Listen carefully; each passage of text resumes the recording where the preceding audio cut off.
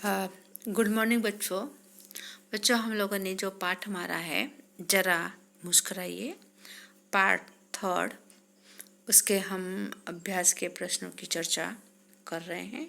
बराबर, हम लोगों ने भी 1 से 4 प्रश्न की चर्चा कर चुके हैं पार्ट 2 में, और पार्ट 3 में आज हम प्रश्न 5 की चर्चा करेंगे बच्चों। और इसे भी आपको अपनी कॉपी में लिखना है बच्चों। यहाँ पर जैसे प्रश्न दिया हुआ है कि प्रश्न है यहाँ पर कि कहावत, प्रश्न 5, कहावत के अर्थ दिए गए हैं, कक्षा में उदाहरण देकर चर्चा की, उदाहरण ने एग्जाम्पल देकर उसकी चर्चा करनी है।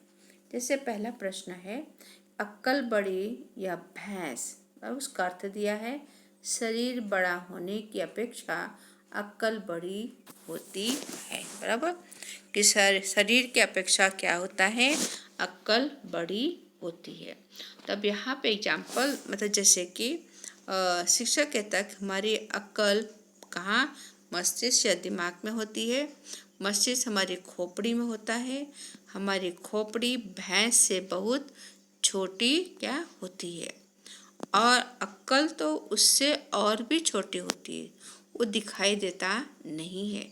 फिर भी अक्ल को भैंस से बड़ी क्यों कहा गया है, अक्ल को भैंस से बड़ी क्यों कहा गया है।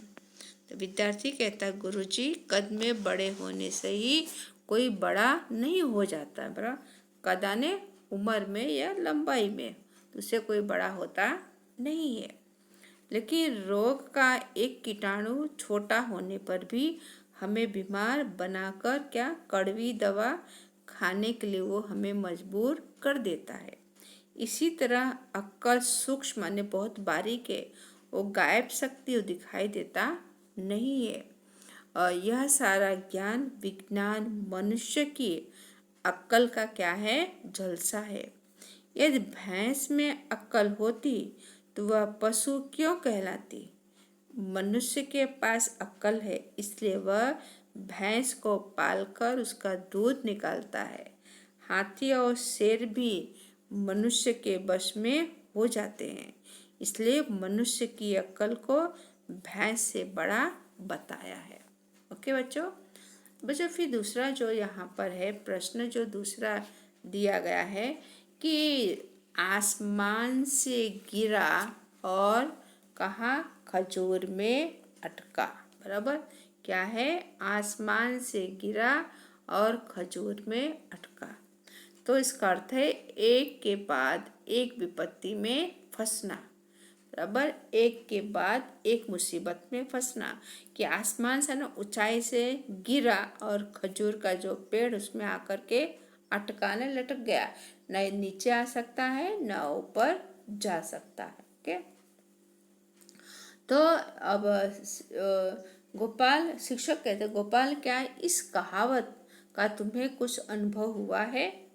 तो गोपाल कहता हाँ गुरुजी, एक बार मेरे दादाजी बीमार हुए, उन्हें अस्पताल में भर्ती करा के पिताजी घर लौटे तो देखा कि बाथरूम में पैर फिसल जाने से दादी के हाथ और सिर में भी क्या गहरी चोट आई है। बराबर, क्या कि दादाजी को बीमार थे तो उन्हें अस्पताल में भर्ती करा के घर आए, और जैसे घर आते दादी भी क्या मतलब कि फिसल गई और उनके हाथों और सिर में गहरी चोट आई।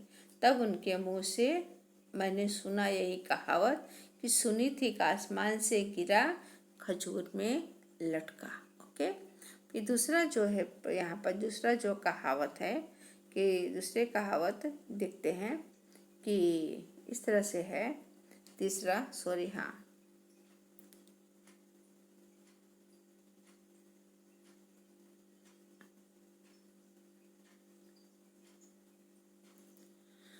आए थे हरि भजन को ओठन लगे कपास, यानी कि अच्छा काम छोड़कर महत्वहीन काम में लग जाना।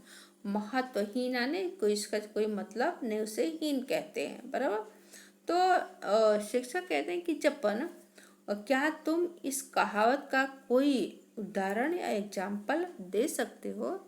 तो जपन कहते हैं क्यों नहीं गुरुजी, मेरे चाचा जी फिल्म में क्या अभिनेता बनने के लिए लखनऊ से मुंबई आए थे। बहुत कोशिश की पर किसी फिल्म में मौका नहीं मिला, उन्हें अवसर नहीं मिला। आखिर उन्हें एक दफ्तर में क्लर्क बनकर जीविका चलानी पड़ी, यानी अपना घर का पालन पोषण करना पड़ा। एक दिन मैंने उनके मुंह से यही कहावत सुनी थी कि आए थे हरिभजन को ओटन लगे कपास, यानी कि आए थे फिल्म अभिनेता बनने के लिए, लेकिन क्या एक मामूली क्लर्क बनकर रह गए। ओके, फिर नेक्स्ट है, जो गरजते हैं वो बरसते नहीं, जो डींग मारते हैं वो काम नहीं करते हैं। ओके, तो शिक्षक कहते हैं, शिवम क्या तुम इस कहावत को उदाहरण दे सकते हो? शिवम कहते हैं, गुरुजी हमारे मोहल्ले में बरसों से पानी की किल्लत है।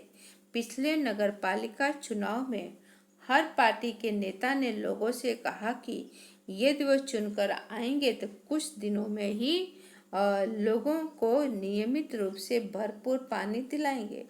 चुनाव हुए 2 साल हो गए, जो उम्मीदवार जीता वह अभी तक कहीं नजर नहीं आया। तो अब इसे आप क्या कहेंगे? यानी जो मतलब कि शिक्षक का सच है, जो गरजते हो बरसते नहीं है।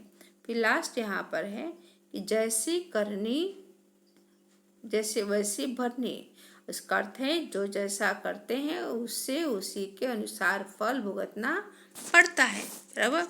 तो शिक्षक, सूरज क्या तुम इस कहावत को तुम सच मानते हो? सूरज कहते, गुरुजी अभी मैं स्कूल आ रहा था तो एक युवक एक महिला के गले से सोने की जंजीर झटक करने खींच कर भाग रहा था। महिला के चिल्लाने पर बराबर और लोगों ने उसे पकड़ लिया और उसकी खूब पिटाई की, फिर उसे पुलिस के हवाले कर दिया।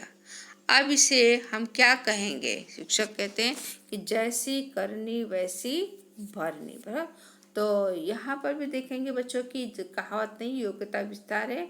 इसे आपको ही करना। ठहाका मारो, मारकर हंसो और 100 साल जियो भी क्या है ये भी कहावतें हैं। कक्षा में इस वाक्य का चर्चा कीजिए। आकाशवाणी यानी जिसे रेडियो कहते हैं, दूरदर्शन और प्रसारण माध्यम से चुटकुले द्वारा हास्य कार्यक्रम सुनिए और देखिए। पाठशाला में प्राप्य सामयिक अखबार में से चुटकुले खोजकर संग्रह कीजिए। हास्य कलाकारों के बारे में जानकारी प्राप्त कीजिए। तो ये सबके उत्तर आपको अपनी नोट में खुद ही लिखना है, आपकी एक्टिविटी है। ओके, तो यहाँ पर पाठ की चर्चा समाप्त हुई, पार्ट 3 में। ओके, धन्यवाद। और आप इसे अपनी नोट में लिख डालिए।